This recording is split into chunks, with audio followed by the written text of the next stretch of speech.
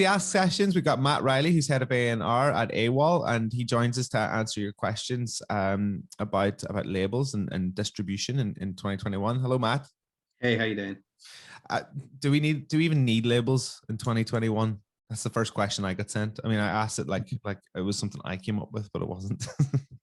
It depends what you mean by a label. I think labels have changed a lot in terms of the internet has made it so that you've got everything everywhere on Spotify. Labels in the past used to be a sort of literally a label, and you go to the record store and you check out what's on that, on Excel or Hospital or what. But now it's all there for you. So the artist almost becomes the most important thing. And I think the biggest artists in the world, nobody cares what label they're on, if I'm honest. So what you do need though is I think to succeed at the top level, you do need expertise, and you need people around you who know what they're doing.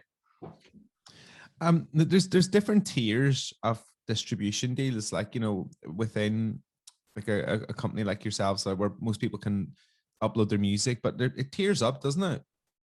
Yeah, we've kind of gone actually probably more severe than anyone. So AWOL, I think, is probably the only company that has the full spectrum of, you could be a DIY day one artist on our sort of AWOL core service, which is, the first port of call for just uploading music to Spotify and getting something going on there.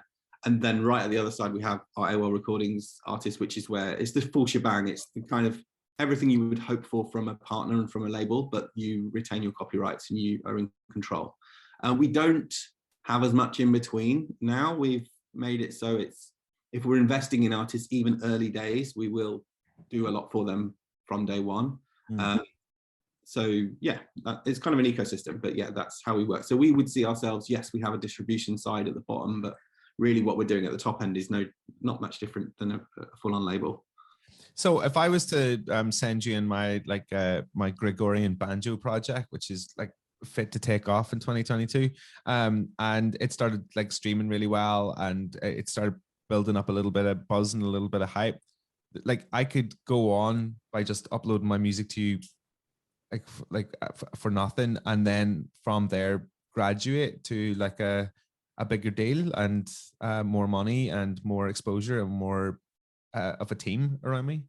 Absolutely. So if you're on AWOL, at least you're within our ecosystem, and we can see things easily that are popping off. And on the basic level, the deal is 30 days rolling, so you can end it anytime really quickly.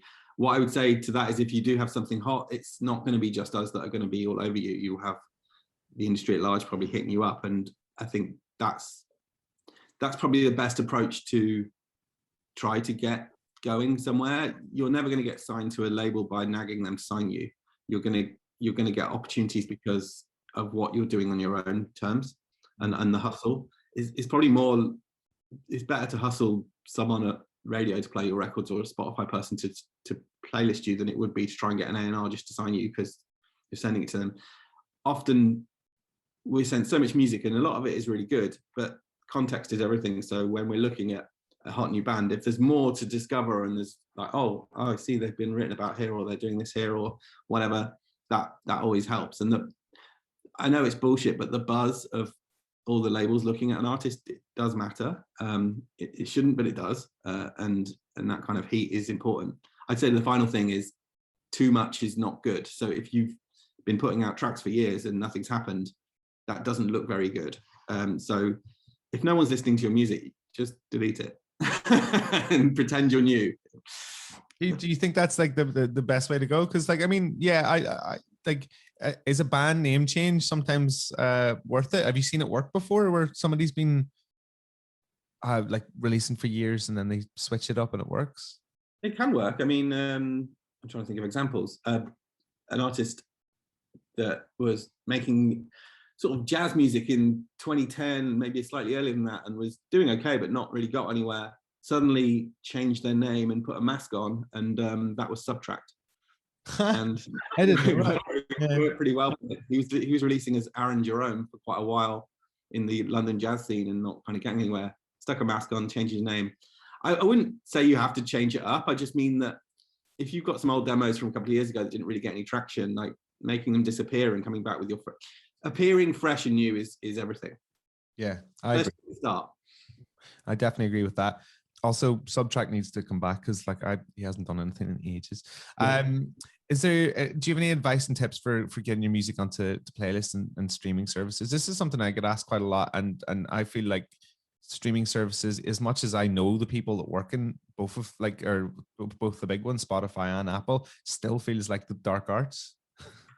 It's really hard, and it is a bit of the dark arts, and it depends on the hustle. I'd say the most important thing with if you're releasing music on AWOL or anywhere else is be patient in terms of setting yourself up. So you've got your music, your artwork, everything's ready to go. Give it time. Don't expect to release it next week once you've uploaded it. Actually, if you put it 6 weeks ahead, that gives you time to get your Spotify for Artists set up properly and to fill that in and do all the things Spotify asks you to do. And at least then you've done it correctly. I'd say the other thing is word of mouth, and a bit of a network is really important. If you know people and you can create a bit of buzz, it does really matter. And I know that often can feel a bit shit if you're kind of just new because you don't know anyone, but I'd say, yeah, everyone you meet in music, just kind of remember them, try and work out their connections and keep going. And like I said, if you were to meet someone like you or me who have been in the industry for a while, try and keep in touch as much as possible without being annoying.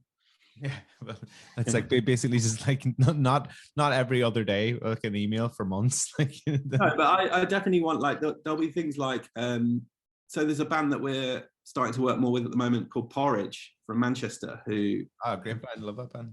Cool band, but they've just been on AWOL doing their thing. I haven't really they haven't hustled me or anything since they started, and they've been going for a little while, and then suddenly their latest tune has just got more traction than ever. I think they've got onto the Six Music A list, and Chris, the manager, hit me up and was like, are you aware of this? I'm like, yeah, I've heard of them. And then suddenly I look under the hood and I'm like, actually, shit, this is really now in a really good place where putting some investment into them would really make sense. So that's been a journey for them on their own terms. And I think it's a really good example of what you can do. But they're also part of a community at Manchester Uni, and that's helped them build a little fan base and build a following and some heat. Listen, man, that's thank you so much for giving us some of your wisdom on labels and distribution in 2021, Matt. Thank you so much. No problem, anytime.